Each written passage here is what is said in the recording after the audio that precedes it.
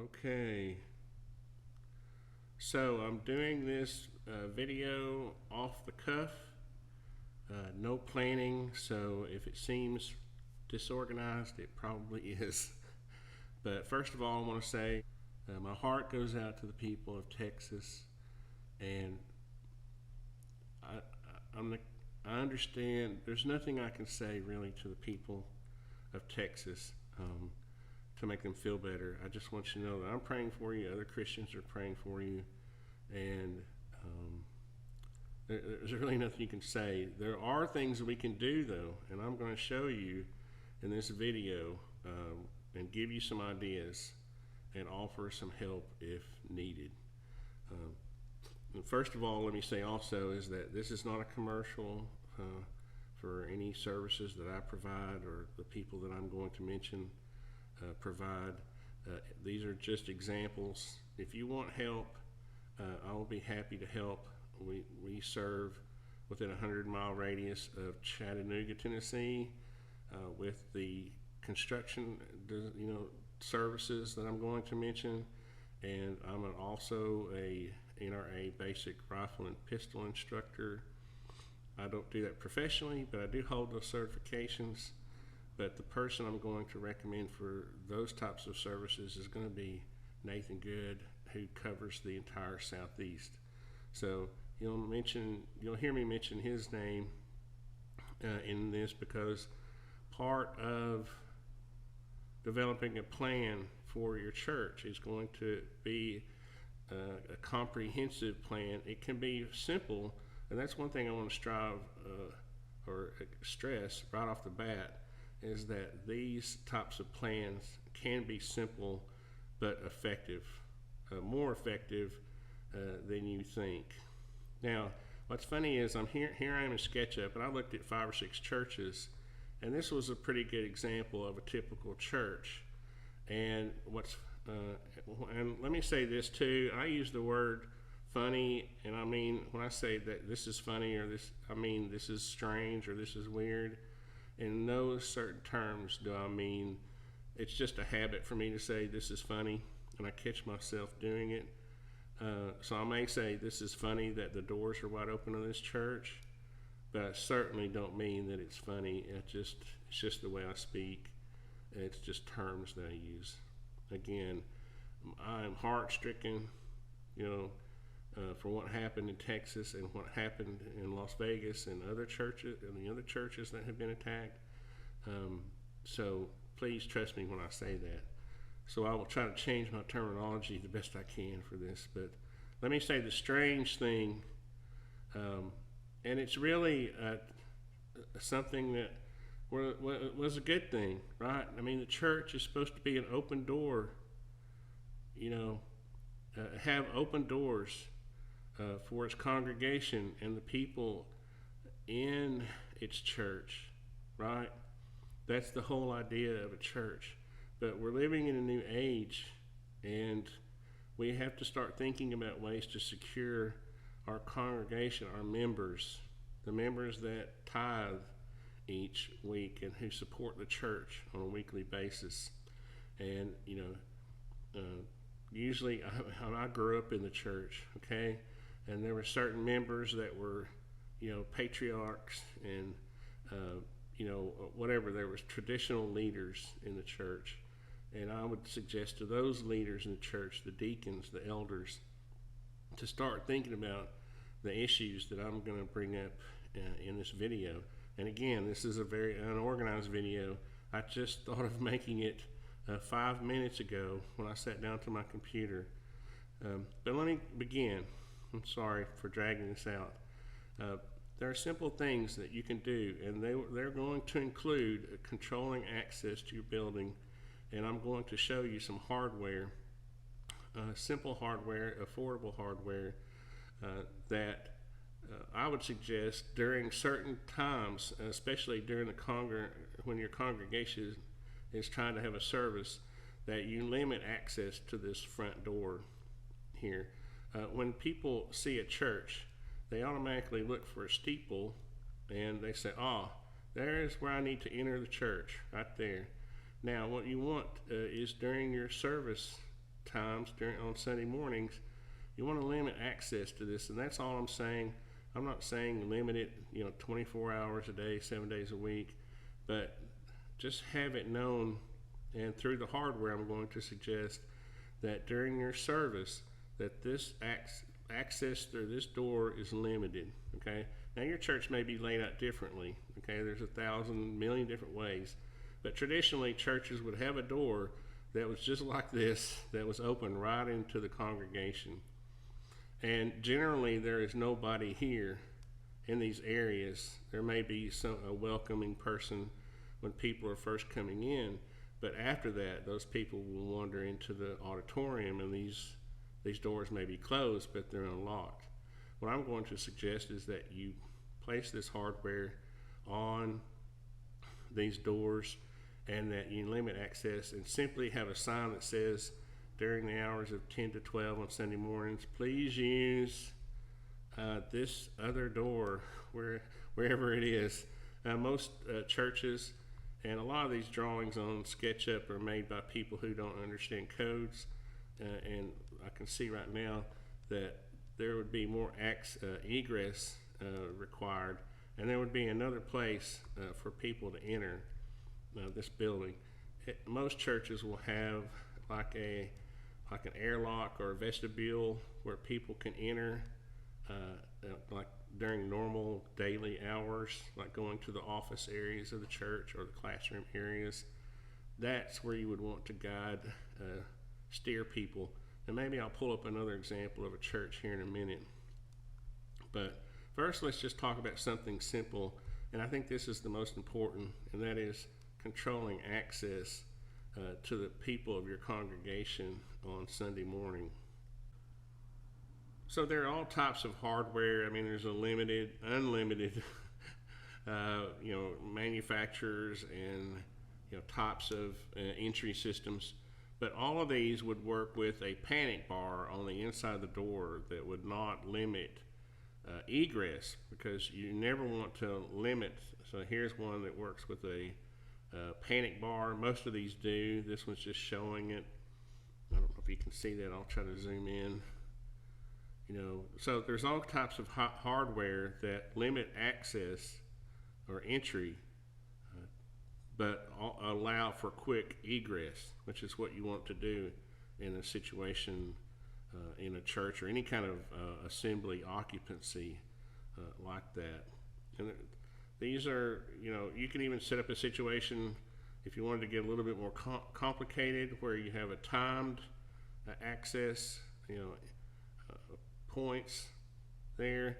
There's it's just unlimited, and you would need to have someone look at your church and see what types of doors that you have already to see how they could be retrofitted. A lot of these work with existing lock systems. So you can see there's lots of different types of hardware that can help you secure the entry to your church. Now, I went and downloaded another more modern layout for a church, and that would be this sort of vestibule or entry area that I was talking about earlier that works out well, where if you do have an entrance to your main auditorium, a lot of churches would have it a main entrance and then a secondary entrance based on the code. Let me turn on my section planes here, and I'm going to cut through these. I'm going just to show you the floor plan differences, layouts. There we go. You can see here in a more traditional layout that you would have a direct path straight into the auditorium, and this is very traditional. Even in this layout, you would see that you would at least have people available to kind of monitor who comes in. And this is what you want. You want people in your church who are CCW holders to be placed at different points in and around during the service. You might want to have people, on each side of the congregation placed at different, points here. depending on the access that is provided. Again, all this access should be controlled. This drawing is not showing doors, but there would be doors that could be controlled, have controlled access.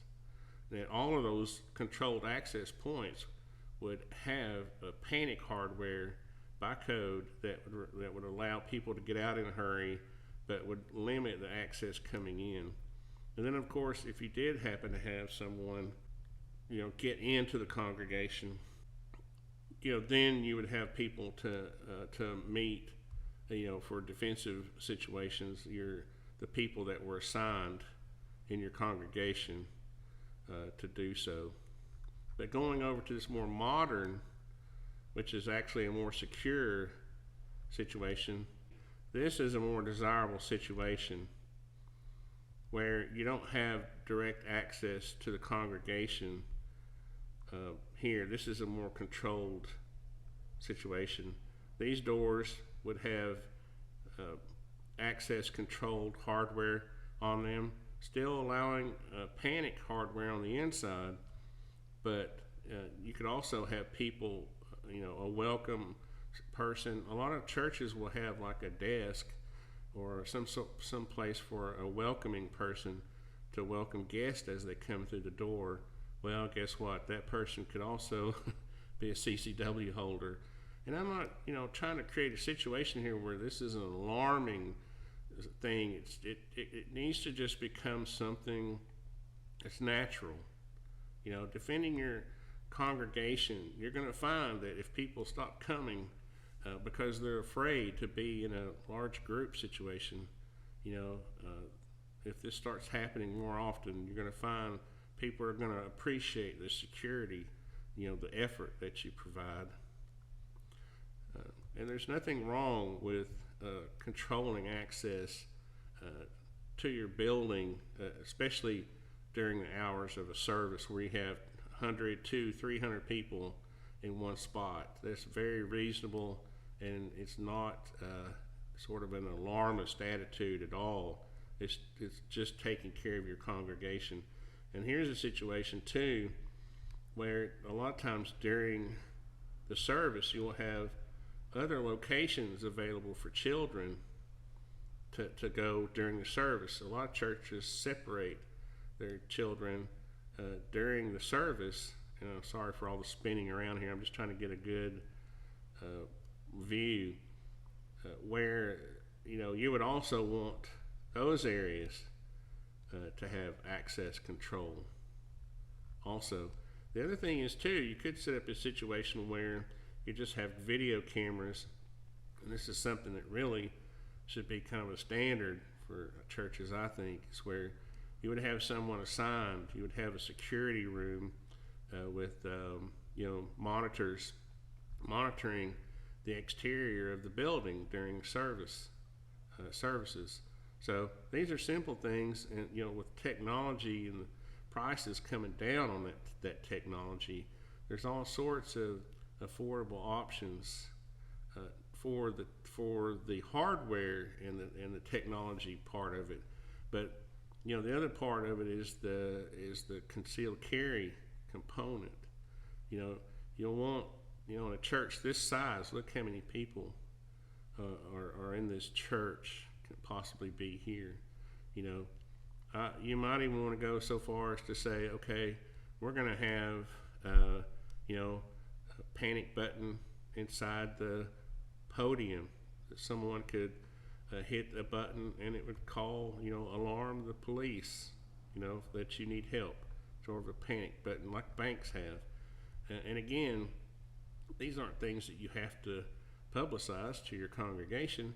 They can just be security measures that the deacons or the leaders in the church put in place just to help secure your congregation. But like I said, what I was going to say earlier is that one of the most important components after that, after you've done all the hardware and technology upgrades, which again don't have to be that expensive, then you just try to develop this culture of security in your church. Now, a lot of churches are going to say, well, we don't want armed people in our congregation. Well, I think the more you see these lunatics, coming into churches, I think people's attitudes are going to change, especially when you're talking about securing your children at church. A lot of people take their children to church. You're going to church. I remember when I was a kid, you're going to church today.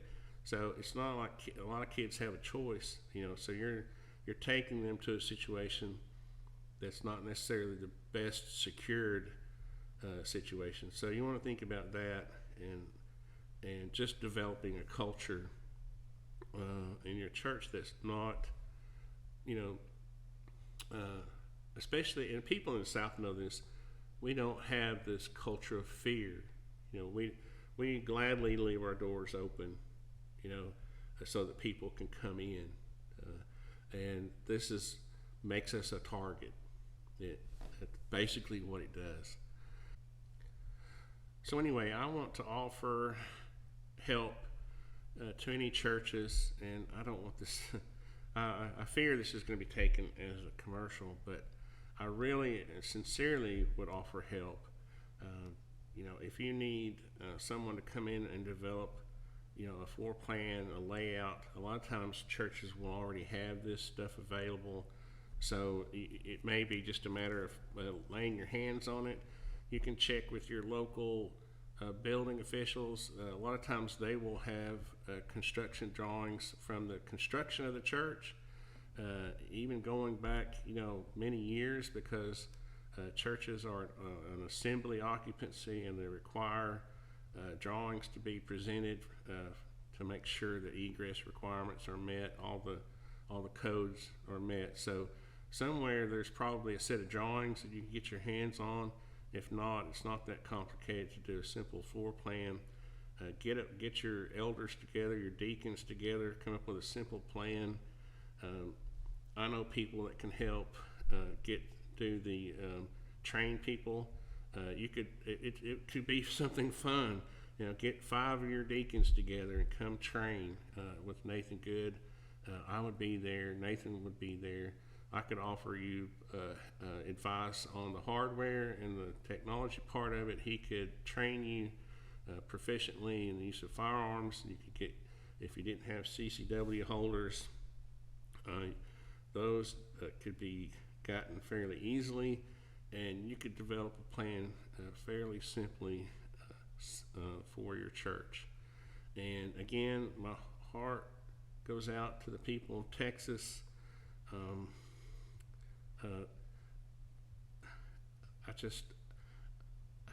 It's sad that in a free country we have to think about these things, and it just is. But to maintain, part of maintaining freedom and liberty is providing security. And so thanks for watching, guys.